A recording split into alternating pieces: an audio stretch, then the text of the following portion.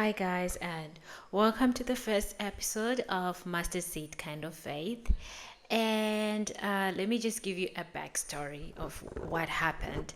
So, a week ago, your girl, um, she put her money in something. Your girl, meaning me, I put my money in something, and all I can say is I lost all that money. And a few days after learning that I had lost all that money, and mind you, I had put this money, this wasn't a scheme or something like that, but it was like a legit thing that just went left and I lost the money. So, yeah, and a few days afterwards, I got my parcel stolen. Yeah, the delivery guy actually delivered the package, but someone else found it to their liking and they took it. They just took it and they stole it from me. So, so me being me, I honestly believe that um, before anything manifests on earth physically, something must happen first in the spiritual realm. So one thing that life has taught me is to not just to not just ignore things. You things happen to you and you just brush them away. That's one thing life has taught me. So once that happened, I realized, okay, this is very alarming. Yeah, this is very alarming. Yeah, I realized, no, this is something that is very alarming, and it's something that I need to pray for, and it's something that I really need to pray for. So yeah, so I set aside a day, which was yesterday. I set aside the whole of yesterday to just spend my time reading the Bible and just, you know, connecting with God. And when I was like doing my Bible study, I realized something. I have a journal. So I have a journal that I like write Bible verses and everything that I use when I'm doing my Bible study. And as I was writing down my notes, I realized how organized everything was. It's so organized, guys. Like, let me just show you. It's so organized. Even onto the next page, it's like so super organized.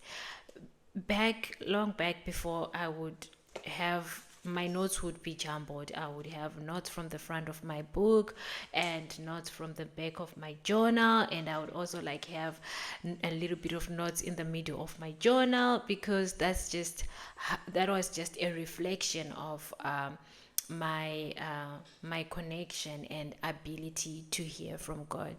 But now that I have grown a little bit, not like a little bit, let me actually give myself some credit. Now that I have actually grown spiritually and I fully have faith in my ability to hear from God, my notes are so organized. And yeah, and I honestly thought that this is something that I should share with you guys. And one of the things that I always see on the internet is people asking on how you can hear from God. And I always see, like, I'm guilty, guys. I'm one of those people who, after watching a video, even in the middle of watching a video, I always go straight to the comment section just to see what other people are thinking.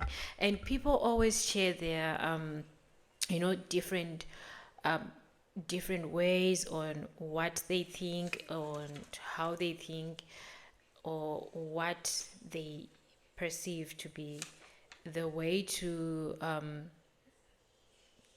hear from God. And one of the things that I learned when I was going through my journey trying to learn on on how to hear from God, and this actually changed my life, and it actually changed me. It took me from a 0 to a 5 on my ability to hear from God. And so one thing is that you need to define who God is for you. If you really want to be able to hear from God, you need to define who God is for you. You need to let go of, you know, all the orthodox ways that you've been taught about God or you've heard about God, and define him for yourself. Who is he to you? Is he like a vindictive God? Is he like a loving God? And how does he operate according to you? And so this means you seeking him on your own, your not letting someone else preach for you, and not just waiting for someone else to preach for you, but this is you seeking and trying to understand how he operates and how he works. So this means you actually put in the effort. You seek for his word. You seek him and try to understand him, and you don't just wait for a Sunday so that your pastor can preach to you and can preach to you and discuss with you, because I feel like pastors also preach from their perspective on how they view God as. So it's also very important that you also have your own definition. You also have your own. You also identify God for yourself. So as I was doing like my Bible study yesterday, and as I said, I was praying for something specific. So yeah, so I was just praying about it, and I was just writing down my notes, and um and yeah, and I'm going to share with you guys everything, and that's the scary part, because I'm going I need to be vulnerable now. It's me shedding off skin in front of everyone. So, but yeah, this is what I signed up for. So, yeah, so as I was saying, you need to like just define God for yourself.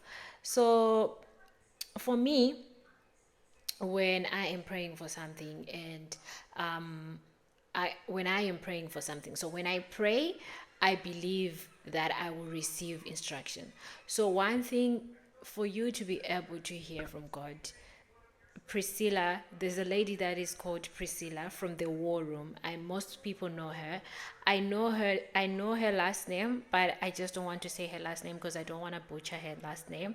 But Priscilla says that the first step to ever being able to hear from God is believing that you can, which makes sense because the Bible talks about having faith. Without faith, it is hard to please God, and without faith, it's actually hard to do anything. So the first step is to just believe that yes, you can. It's one thing, because God always speaks to us. It's us who maybe just not, who are just being, who are choosing not to hear from him, or who just haven't, who it's us who haven't channeled into our ability to actually hear from him.